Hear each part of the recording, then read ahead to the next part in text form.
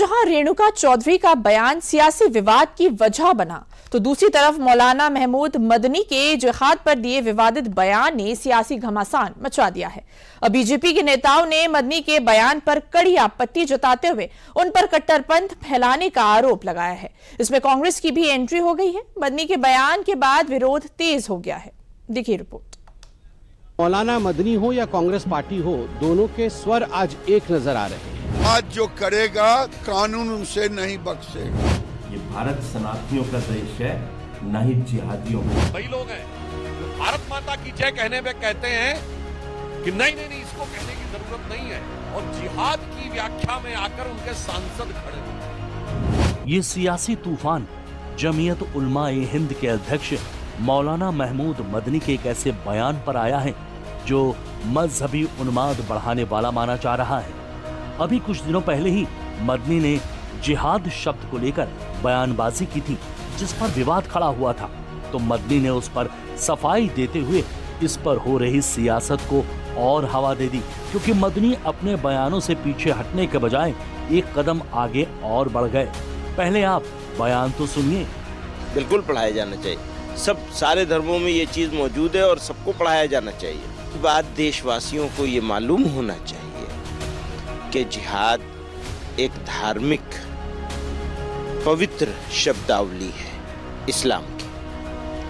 अब अगर किसी को इस्लाम के साथ दुश्मनी है तो वो शौक से कहे, तो उसे डिक्लेयर करना चाहिए कि मैं इस्लाम का दुश्मन हूं और मुझे इस्लाम और इस्लाम के मानने वाले मंजूर नहीं है। ये डिक्लेयर कर दें और फिर गाली बनाएं जिहाद को, मुझे कोई आपत्ति नहीं। सख्त आपत्ति है और विरोध है इस बात पर कि यूनियन मिनिस्टर्स, चीफ मिनिस्टर्स और सीनियर लीडर्स पॉलिटिकल पार्टी के, एक खास पॉलिटिकल पार्टी के सीनियर लीडर्स भी लगातार जिहाद का शब्द यूज करके गालियां बकते हैं और इस्लाम को बदनाम करने की और गाली देने के मौके तलाशते हैं और उसके ऊपर कदम उठाते रहते हैं। उसका सख्त विरोध करते हैं। मौलाना महमूद मदनी की इस बयान ने सियासत में ऐसी चिंगारी लगाई कि दिल्ली से लेकर यूपी या बिहार हर जगह बयानों की बयारसी आ गई। बीजेपी ने इस पर पलटवार करते हुए मदनी पर हमला बोल दिया। ये आपका एक well thought of action plan है और हमें देश की जनता पर पूर्ण विश्वास है कि वो अपने विवेकशील दृष्टि से इन पर सारी चीजों पर नजर रखे हुए हैं। कांग्रेस से जरूर हम ये पूछना चाहते हैं कि ये आप किस योजना के तहत कर रहे हैं। आज देश इस रहस्य पर से पर्दा उठाना चाहता है। मौलाना मदनी को किसी इस्लामिक कंट्री में जाके एक अच्छे स्पीकर के रूप में उनको भेज दिया जाए। भारत में ऐसे लोगों की जरूरत नहीं है। ये विभेद पैदा करते हैं, हिंदुओं को गाली देने का काम करते हैं और जिहाद का यहाँ कोई जगह नहीं है। जो जिहाद की बात करे उसको कानून के शिकंजों में बंद कर दें। मदनी जी का इंटेंशन है कि भारत के अंदर आज की परिप्रेक्ष्य में जो जिहाद माना जाता है उससे उग्रवाद देश में पैदा करें। और मदनी जी, ये भारत सनातनियों का देश है, न ही जिहादियों का। और आप जब इस प्रकार के भाषा बोलते हैं तो ये बड़ा गंभीर विषय हो जाता है और इस पे आप पे बड़े प्रश्न चिन्ह भी लगते हैं। दरअसल बीजेपी का गुस्सा इस कदर मौलाना मदनी पर फूटा क्योंकि कुछ दिनों पहले ही भोपाल में जमीयत उलेमा-ए हिंद की गवर्निंग बॉडी की बैठक में शनिवार को मौलाना महमूद मदनी ने जिहाद शब्द को लेते हुए कई विवादित बयान दे दिए थे। मौलाना महमूद मदनी ने कहा था कि लव जिहाद, लैंड जिहाद, थूक जिहाद जैसे शब्द मुसलमानों को बदनाम करने के लिए गढ़े गए हैं। इस्लाम में जिहाद का मतलब अन्याय और जुल्म के खिलाफ संघर्ष है। जब जब जुल्म होगा तब तब जिहाद होगा। मौलाना मदनी ने आरोप लगाया था कि मुसलमानों को लगातार टारगेट किया जा रहा है। उनके धार्मिक पहनावे, पहचान और जीवन शैली पर सवाल उठाए जा रहे हैं। मदनी ने अपने भाषण में सुप्रीम कोर्ट तक पर सवाल उठाया था। अब आपको पहले ये बयान बताते हैं। सुप्रीम कोर्ट पर विवादित टिप्पणी। मदनी ने कहा था कि अदालतों को निष्पक्ष रहना चाहिए, लेकिन कुछ फैसलों से संदेह पैदा हुआ है। सुप्रीम कोर्ट तभी सुप्रीम कहलाएगा जब वो संविधान की पूरी तरह पाबंदी करेगा। मदनी ने दावा किया कि देश की बड़ी आबादी आज भी खामोश है। अगर ये तबका नफरत फैलाने वालों की ओर गया तो देश के लिए खतरा पैदा हो सकता है। मुसलमानों को असुरक्षित महसूस कराया जा रहा है। मुसलमानों के खिलाफ बुलडोजर कार्रवाई, मॉब लीचिंग, आर्थिक बहिष्कार और नफरती अभियानों का माहौल बनाया जा रहा है। धर्मांतरण कानून के जरिए मुसलमानों की दावत और तालीम को अपराध बना दिया गया है, जबकि कुछ संगठनों को खुली छूट है।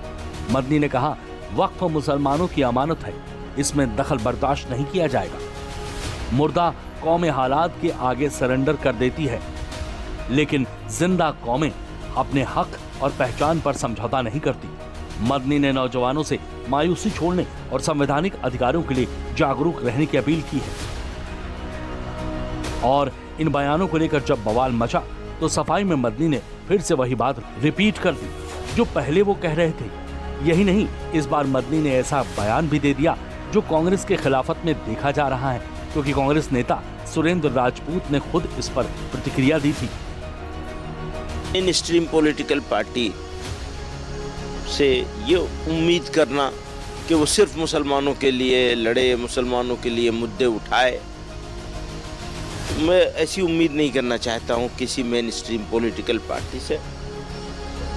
और अभी तो वो अपने मुद्दे नहीं उठा पा रहे हैं, तो वो किसी और के क्या मुद्दे उठाएंगे। साहब को हम स्पष्ट कर देना चाहते हैं कि हिंदुस्तान में कांग्रेस पार्टी पूरे देश के मुद्दे उठाती है, गरीब के मुद्दे उठाती है, नौजवान के मुद्दे उठाती है, किसान के मुद्दे उठाती है, दलित के मुद्दे उठाती है, पिछड़ों के मुद्दे उठाती है, अल्पसंख्यक के मुद्दे उठाती है, पूरे भारतीयों के मुद्दे उठाती है। किसी एक वर्ग के या एक समूह के मुद्दे उठाने के लिए कांग्रेस का जन्म नहीं हुआ।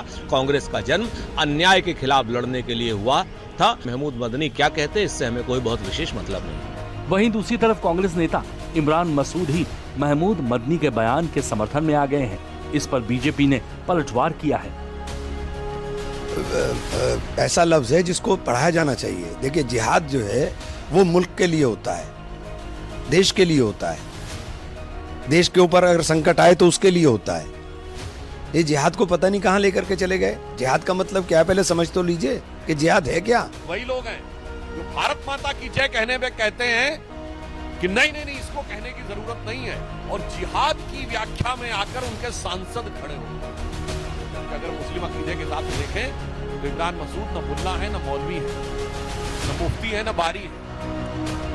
उनको कोई हक भी नहीं है जो मजहबी मामलों के ऊपर कमेंट्री करें।